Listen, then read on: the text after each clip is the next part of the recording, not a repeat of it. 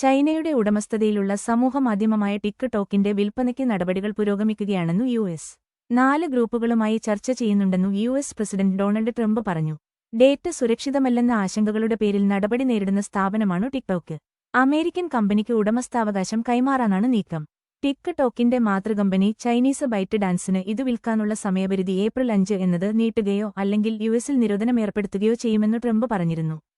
ജനുവരിയിൽ executive ഉത്തരവിലൂടെ ടിക്ടോക്കിന് Trump 75 ദിവസം കാലാവധി നൽകിയതാണ്. ഈ സമയപരിധി അടുക്കുന്നതിനിടെയാണ് പരാമർശം. ജനുവരി 19 കോൺഗ്രസ് നിശ്ചയിച്ച സമയപരിധി കഴിഞ്ഞതോടെ ആപ്പ് ഓഫ്ലൈനായിരുന്നു. ട്രംപ് അധികാരത്തിൽ വന്നതോടെയാണ് ടിക്ടോക്ക് താൽക്കാലികമായി പ്രവർത്തനക്ഷമമായത്. വൈകാൻ ടിക്ടോക്ക് വിൽപ്പനയ്ക്കുള്ള അവസാന തീയതി സാധ്യതയുണ്ടെന്നും ട്രംപ് സൂചിപ്പിച്ചു. ടിക്ടോക്കിനെ പൂർണ്ണമായും നിരോധിക്കാനുള്ള മുൻ സർക്കാരിന്റെ ശ്രമങ്ങളിൽ നിന്നുള്ള ചുവടുമാറ്റമാണു ട്രംപിന്റെ സമീപനമെന്നാണ് വിലയിരുത്തൽ.